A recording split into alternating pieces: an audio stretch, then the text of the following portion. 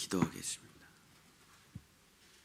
주님, 정말 하나님만 우리 마음에 충만하게 도와주시옵소서. 하나님으로 살고 하나님만 기억하며 하나님만 섬기다가 이 세상 모든 것들을 다 버리고 주님의 품에 영원히 안길 수 있도록 도와주시옵소서. 주여, 정말 이 세상을 살면서 무엇이 부질없는 것이고 무엇이 부질이 있는 것인지를 깨달아 정말 영원한 것만, 소중한 것만 붙잡고 나아가는 우리가 될 수 있도록 역사해 주시옵소서. 예수님의 이름으로 기도드렸습니다. 오늘은 열왕기상 9장에서 13장까지 이제 솔로몬이 패망하고 이제 남과 북으로 갈라지는 거기에 초입의 이야기들인데, 오늘은 이제 솔로몬이 망하고 멸망하고 마지막에 회개하는 장면들을 통해서 하나님의 말씀을 전하려고 합니다. 오늘은 이스라엘 왕조실록 2번째 솔로몬 왕의 마지막 전도서라는 제목으로 하나님의 말씀을 전하고자 합니다. 솔로몬 왕은 우리가 어제 공부한 것처럼 1000번째 생명을 건 예배에 자기 어려운 일이 있을 때마다 주님의 보좌 앞에 나아가서, 법궤 앞에 나아가서 주님이 말씀하시지 않으면 나는 움직이지 않겠습니다. 주님이 나에게 은혜 주시지 않으면 난 아무것도 하지 않겠습니다 하는 그 예배를 사랑하고 정말 하나님의 소통을 사랑했던 그 1000번째 예배와 그 쉐마를 가지고 하나님의 나라와 이스라엘 백성들을 인도해 내기 시작했습니다. 그래서 인류 역사상 가장 부귀롭고 가장 평안하고 가장 먹을 것이 많고 누릴 것이 많고 보석이 많고 그런 시대와 나라가 어디냐? 그 솔로몬이에요. 물론 이제 신약에서 예수님이 이렇게 말씀하셨습니다. 솔로몬의 그때처럼, 솔로몬이 왕으로 다스리는 그때처럼 그런 부귀와 명예와 쾌락을 누려본 시대는 없다라고 성경에 기록할 정도로 그 솔로몬이 다스리던 그 시대가 얼마나 안전하고 평화롭고 먹을 것이 많고 축제가 많고 잔치가 많았는지. 그래서 솔로몬 왕이 1000번째와 쉐마를 가지고 나라를 다스리면서 하나님의 축복이 넘쳐 흘렀죠. 솔로몬이 이 명예와 부귀를 누리면서 타락하기 시작합니다. 1000번째와 쉐마를 버리고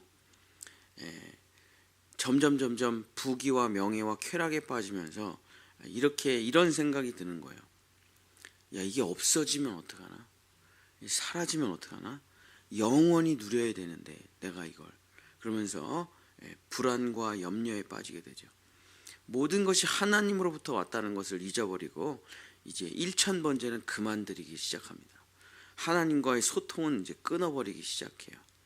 그러면서 어떻게 하면 내가 누리는 이 부귀와 영화를 계속 누릴 수 있을까 하면서 이 좋은 머리로 무슨 생각을 하냐면, 이제 주변 나라 열방이 이제 자기를 짓밟지 못하게 어떻게 하면 열방들과 주변의 강대국들과 전쟁을 하지 않고 평화롭게 지낼 수 있을까라는 생각을 하다가 주변의 강대국의 왕들 그리고 그 딸들과 결혼하면서 계속 주변의 강대국들과 평화조약이라는 것을 맺어가기 시작합니다. 그러면서 하나님이 그토록 사랑했던 이방 문화, 이방인과의 통혼, 이방인들의 법과 통치, 문화 이런 게 이스라엘로 들어오는 것을 그렇게 싫어하셨는데, 이제 솔로몬 왕이 그 하나님의 모든 것을 버리고 하나님의 법도와 통치와 말씀을 다 버리고 자기 생각과 자기 꾀로 나라를 운영하면서 이제 이방 여인들과 결혼을 시작합니다. 모압, 암몬, 에돔, 시돈, 헷 여인을 탁 닥치는 대로 데려와 자기 아내로 삼기 시작하는데, 열왕기상 11장 3절에 그 숫자가 이 정도예요. 열왕기상 11장 3절에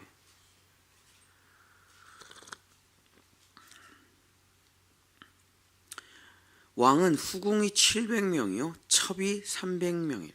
그의 여인들이 왕의 마음을 돌아서게 하였더라. 1000명이에요 자기 부인이. 그러니까 3년에 한 번씩 만나는 거죠. 그러니까 얼마나 뭐 진짜 거기 그 궁궐 안에 암투와 시기와 질투와 뭐 이런 것들이 얼마나 많았겠습니까? 1000명이 왕이 자기를 사랑해 줘야 되니까 그 1000명이 얼마나 뭐 가진 모략과 술수를 꾸몄겠어요.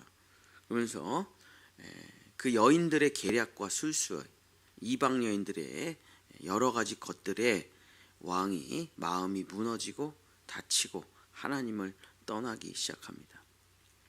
그러면서 여자에 빠져가지고 자기 아내들에게 빠져가지고 세월이 지나면서 솔로몬이 완전히 늙기 시작하자 솔로몬의 지혜도, 솔로몬의 그 놀라운 능력도 점점 쇠퇴하기 시작하면서 이제 솔로몬의 통치력보다 이방 여인들, 자기 아내인 후궁들, 왕비들의 그 입김이 세지기 시작하면서 나라가 완전히 무너지게 됩니다.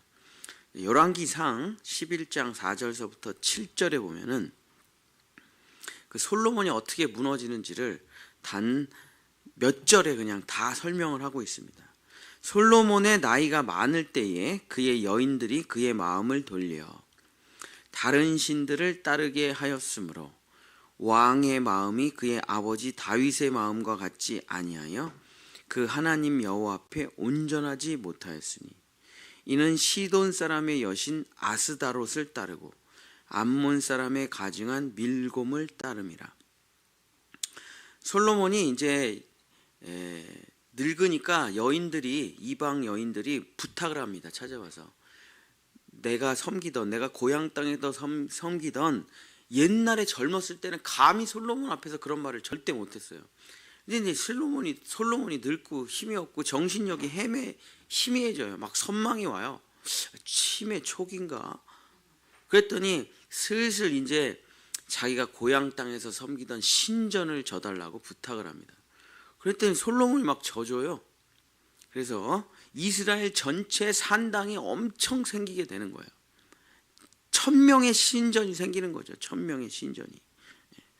근데 거기까지도 진짜 충격적인데 그 다음에 나랑 같이 가서 솔로몬 왕이시여 나랑 같이 가서 아스다롯에게 예배합시다. 밀곰에게 예배합시다 하는데 솔로몬이 거기를 따라갑니다.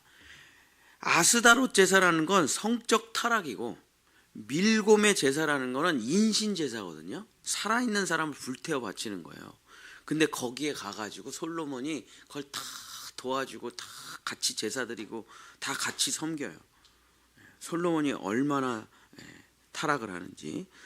11장 6절에 솔로몬이 여호와 눈앞에서 악을 행하여 그의 아버지 다윗의 여호와를 온전히 따르지 아니하고 모압에 가증한 그모스를 위하여.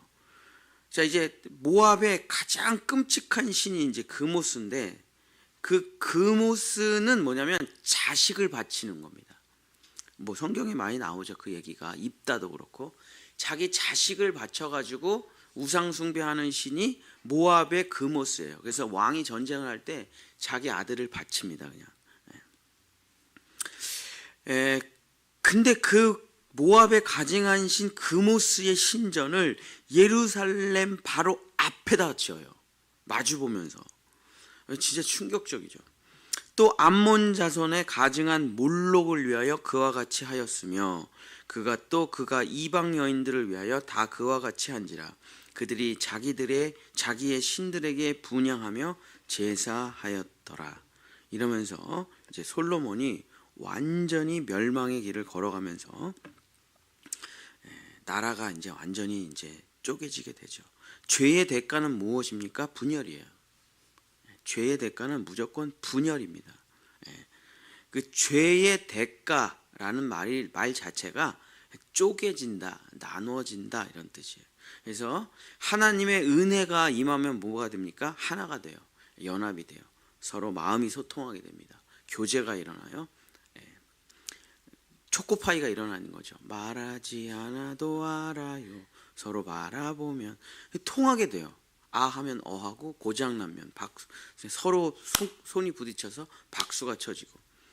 근데 죄의 대가는 뭐냐면 마음이 소통이 안 되기 시작하고 분열이 나오게 되고 전쟁이 일어나고 싸움이 되고 원수가 되는 거죠. 그러면서 남과 북으로 나라가 이제 갈라지게 되는 겁니다.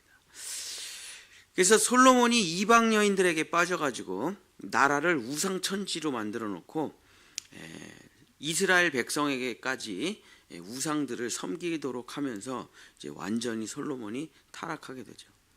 근데 솔로몬이 여기서 끝나는 건 아니에요. 솔로몬이 말년에 회개합니다.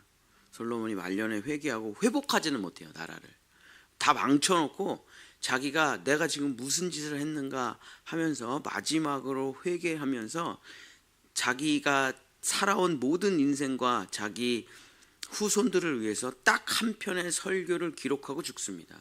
그게 뭐냐면 전도서예요. 코헬레트, 히브리어로 코헬레트. 코헬레트가 뭐냐면 메시지라는 뜻입니다. 설교문이라는 뜻이에요. 그래서 마지막으로 자기가 12장짜리 딱 설교 한 편을 딱 쓰고 자기가 깨달은 모든 것들을 후손들에게 물려주고 자기는 회개하고 죽어요. 그 전도서라는 내용 12장짜리 한 편의 설교의 내용을 간단하게 요약하면 이런 내용입니다. 나는 인류 역사상 유일하게 모든 것을 다 가져본 사람이다. 모든 재물을 다 가져봤고 모든 지혜를 다 가져봤고 모든 쾌락을 다 누려봤고 모든 것을 다 먹어봤고 모든 것을 다 마셔봤고 모든 여자를 다 취해봤고 모든 보석을 다 가져봤고 모든 지혜를 다 가져봤다. 내가 하지 못한 건 없다. 이 땅에서 내가 누려보지 못한 것은 없다. 내가 모든 것을 다 누려봤다. 나와 같은 사람은 이전에도 없었고 이후에도 없을 것이다. 내가 모든 것을 다 가지고 누리고 맛보고 깨달은 것이 딱 하나가 있다. 그게 뭐냐? 전도서 9장 2절 3절입니다. 전도서 9장 2절 3절. 여러분 이게 진짜 충격적인 얘기예요. 신학교를 들어가면은 맨 먼저 읽는 책이 한 권 있습니다. 교양 필수, 뭐 전공 필수, 뭐 이런 것들을 하기 전에 신학교를 들어가면 제일 먼저 읽는 책 제목이 뭐냐면 왜 착한 사람에게 악한 일이 생기는가 라는 아주 위대한 고전이에요. 근데 그 내용이 전도서 9장 지금 읽을 전도서 9장 2절 3절이랑 똑같은 내용입니다. 이 전도서 9장 2절 3절 읽잖아요. 여러분이 하는 모든 게 다 의미가 없어져 버려요. 자, 전도서 9장 2절 3절. 모든 사람에게 임하는 그 모든 것이 일반이라 다 똑같다. 모든 사람에게 임하는 게 다 똑같다. 의인이나 악인이나 똑같고 선한 자나 깨끗한 자나 깨끗하지 아니하는 자나 다 똑같고 제사를 드리는 자와 제사를 드리지 아니하는 자, 교회 열심히 다니는 사람이나 그냥 개차반으로 자기 멋대로 술 먹고 마약이나 하는 사람이나 다 똑같다. 자기가 모든 것을 다 공부해봤더니 모든 인생을 살펴봤더니 일어나는 모든 일들이 다 일반이니 선인과 죄인, 맹세하는 자와 맹세하기를 무서워하는 자 모든 사람이 다 일반이라 다 똑같다는 거예요. 자기가 모든 인생을 다 살펴봤더니 착하게 사나 못되게 사나 개차반으로 사나 아주 깨끗하고 거룩하게 사나 이타적인 삶을 사나 이기적인 삶을 사나 다 똑같다는 거예요. 그게 뭐가 똑같은 것이냐 그러면 전도서 9장 3절 모든 사람의 결국은 일반이라 결론은 다 똑같다. 다 똑같아요. 이것은 해 아래서 행해지는 모든 일 중에 악한 것이니 곧 인생의 마음에는 이게 다 똑같다는 거예요. 곧 인생의 마음에는 악이 가득하여 그들의 평생에 미친 마음을 품고 있다가 후에는 죽은 자들에게로 돌아가는 것이라. 이게 모든 사람이 다 똑같다는 겁니다. 다윗도 이걸 깨달았죠. 밧세바를 강간한 다음에 자기가 한 번도 타락이라는 걸 해본 적이 없어요. 사울 왕에게 13년을 쫓겨다니지만 사울 왕을 죽일 수 있는 기회가 2번이나 있었는데 사울 왕을 죽이지 않습니다. 그래서 시편은 거의 100편을 넘게 쓰면서 돌아다니면서 오직 하나님께 영광. 근데 그 모든 고난이 끝나고 왕이 딱 되자마자 밧세바를 강간하고 우리아 장군을 자기가 죽여요. 그러고서 나단 선지자를 통해서 엄청난 책망을 듣고 자기가 눈물로 회개하면서 쓴 게 이거랑 똑같은 내용입니다. 내가 죄가 죄악 가운데 잉태되었으며 어머니가 죄악 가운데서 나를 태어나게 하였도다. 그걸 이제 존재가 죄인이란 말을 쓰는 거죠. 내가 착한 사람이 아니구나. 다윗이 한 고백이에요. 인간 쓰레기가 한 고백이 아니라 다윗이 자기를 깨달았어요. 나는 존재가 죄밖에 없구나. 존재적 죄인. 똑같아요. 솔로몬이 깨달은 것도. 천재예요. 솔로몬. 천재라고 아인슈타인 뭐 이런 사람은 솔로몬에 비하면 뭐 정말 너무 무식한 애예요. 모든 걸 다 깨달은 사람이 솔로몬인데 하나님이 지혜를 열어주셔서. 근데 솔로몬도 결국에 뭘 깨달았냐면 내가 평생 미친 마음을 품고 있다가 결국 마음에 악을 행하다가 결국 죽는구나. 이거 말고 아무런 것도 없다는 거예요. 사도 바울도 이걸 깨달았습니다. 나는 지극히 작은 자요 죄인 중에 괴수요 벌레만도 못한 자다. 아니 사도 바울이라는 사람은 진짜 인간적인 모습으로 보면 죄라는 게 없어요. 근데 도대체 이 위대한 선진들은 왜 자기 자신을 이렇게 존재적인 죄인이라는 것을 깨달았을까요? 정말 모든 것을 다 가져보고 모든 것을 다 해본 사람들은 이걸 깨닫는다 이거예요. 하나님께서 이걸 가르쳐 주신다. 자, 이것을 한마디로 말하면은 전도서 1장 2절입니다. 여러분이 잘 아는 가장 유명한 성경 구절이죠. 전도서 1장 2절. 전도자가 이르되 헛되고 헛되며 헛되고 헛됨이 모든 것이 헛되도다. 자, 이걸 모든 사람이 모든 위대한 사람들이 정말 도를 닦거나 수행을 하거나 뭐 정치를 하거나 사회개혁을 하거나 구제를 하거나 이타적인 삶을 살거나 일평생 종교에 매진하거나 지식에 매진하거나 철학을 하거나 사상을 하거나 뭘 다 했고 자기 인생 전체를 올인하면 모든 사람이 다 똑같은 결론에 이른다는 거예요. 나는 아무것도 모르는구나. 나는 내일 일을 전혀 알 수가 없구나. 아무리 연구한다고 하더라도. 저는 이제 철학과를 나왔는데 소크라테스가 유명한 소크라테스의 철학이 뭐냐면 이런 거예요. 자기가 뭘 알잖아요. 그럼 소크라테스가 찾아가서 계속 물어봅니다. 나는 구원이 뭔지를 알아. 그럼 구원 받으면 어떻게 되는데? 그럼 또 뭐라고 얘기했죠? 그럼 또 계속 토를 다는 거예요. 그러면서 마지막에 대답을 못할 때까지 소크라테스가 계속 물어봅니다. 그래서 어떻게 되는데? 그래서 어떻게 되는데? 그래서 어떻게 되는데? 그러면 그 사람이 마지막에 뭐라고 말을 하냐면 나 아무것도 모르네? 이렇게 끝나는 거예요. 그게 이제 화두선이라는 거 비슷하죠. 불교에서 말하는 선불교에서 말하는 화두선. 그래서 마지막에 어떻게 끝나면 소크라테스 여러분이 잘 아는 것처럼 나는 내가 아는 거 하나밖에 없네. 내가 아무것도 모른다는 사실을 내가 안다. 이게 소크라테스 철학의 핵심이죠. 내가 아는 것은 하나밖에 없는데 내가 아무것도 모른다는 것을 내가 안다. 그 외에 내가 아는 것은 아무것도 없도다. 이게 이제 소크라테스의 철학의 핵심입니다. 근데 다 똑같은 거예요. 인생을 살아봤더니 다 미친 마음을 품고 있다가 악을 행하며 다 뭐 젊을 때는 사랑인 것 같고 젊을 때는 위대한 일인 것 같고 젊을 때는 대단한 일인 것 같지만 그 끝에 노년에 대통령이든 장관이든 지식인이든 교수든 뭐 명의든 뭐 종교인이든 마지막 끝을 봤더니 다 비참하게 끝나는 거예요. 제가 그 요양원에서 10년을 지켜봤죠. 용인 분당 지역에 대단하게 성공한 사람들이 요양원에 가득합니다. 다 똑같아요. 다 침 흘리고 다 입냄새가 엄청나고 머리는 안 감아서 떡지고 자식도 못 알아보고 똥으로 정말 그림을 그려요. 웃으면서. 그게 대단하시던 분들의 마지막 모습이고 결국 그렇게 죽음이 찾아와 벌벌벌 떨면서 오줌을 싸면서 죽는 게 우리 인생의 끝입니다. 맞잖아요. 진짜 맞잖아요.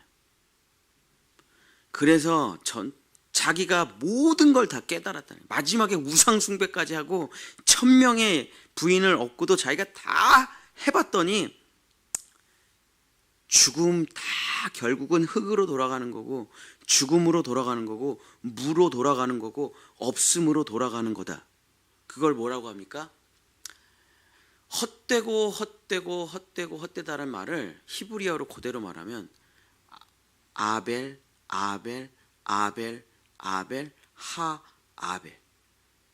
아벨이라는 말이 뭐냐면 없음이란 뜻이에요. 무라는 뜻이에요. 불교로 말하면 공이라는 뜻입니다. 있는 것 같으나 없어요. 그래서 마치 내 인생은, 모든 인생은 바람을 잡으려고 하는 것 같다. 일평생, 아니 영원히 노력을 해도 아무것도 안 잡히는데 마치 잡을 것처럼 살아가는 인생인 것 같다. 근데 이제 육체가 다 죽음에 이르르니까 그것조차 이것조차 못하는 거예요. 바람을 잡으려고 하는 것조차도 못하니까 나는 뭐지? 여태까지 뭐 했지? 나는 왜 이렇게 눈물을 흘리며 밤잠을 못하며 여태까지 난 뭘 하면서 살아온 거야? 그래서 이렇게 끝나는 거죠. 이게 내가 아무것도 아니네. 회개의 의미가 아니라 하나님 앞에 나는 아무것도 아니네 뭐 이런 의미가 아니라 그냥 그 진리를 깨달은 거예요. 그냥 나는 먼지도 아니야. 먼지는 존재라도 있잖아요. 의미라도 있잖아요. 욥이 깨달은 것도 그겁니다. 창세기 욥기 42장에 내가 흑암과 죄의 정중앙에서 회개합니다 라고 하는 말을 히브리어로 그대로 말하면 나는 아벨입니다 이런 뜻이에요. 아담이라는 뜻 자체가 없음이라는 뜻이에요. 사람이라는 뜻, 아담이라는 뜻 자체가 붉은 흙이라는 뜻이기도 하지만 그 뜻 자체가 뭐냐면 없음이라는 뜻입니다. 없음. 그 자기의 존재를 깨달은 거예요. 솔로몬이, 사도 바울이, 다윗이. 그러고선 자기가 모든 인생을 다 깨닫고 후손들에게 딱 한마디를 남깁니다.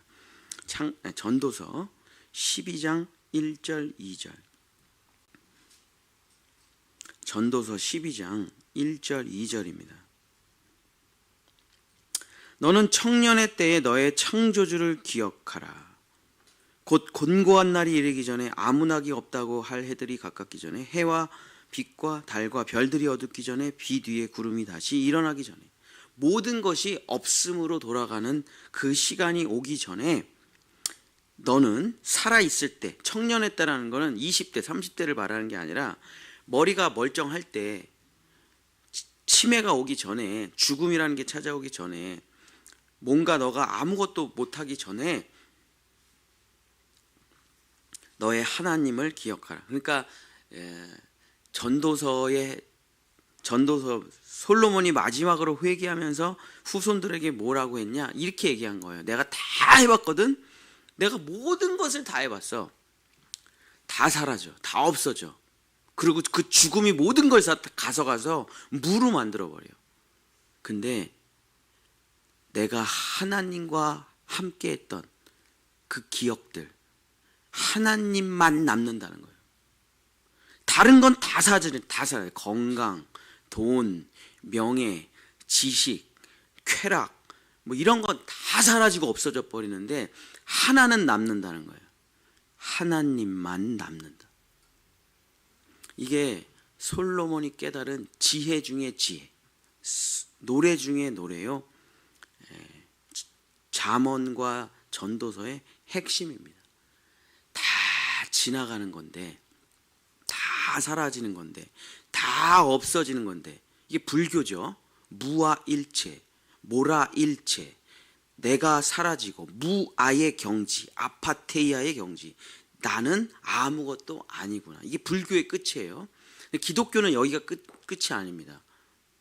절반 깨달은 거예요. 절반. 기독교는 나는 아무것도 아닙니다 하고 다음에 하나 더 있죠. 하나님은 남는구나. 하나님은 영원하시는구나. 그래서 그 하나님을 붙잡고 영원하신 하나님의 세계로 들어가는 겁니다. 사랑하는 우리 본향의 성도 여러분, 그렇습니다. 젊을 때는 이걸 못 깨달아요. 솔로몬도 젊을 때는 깨닫지 못했습니다. 솔로몬이 젊었을 때 아가서를 썼죠.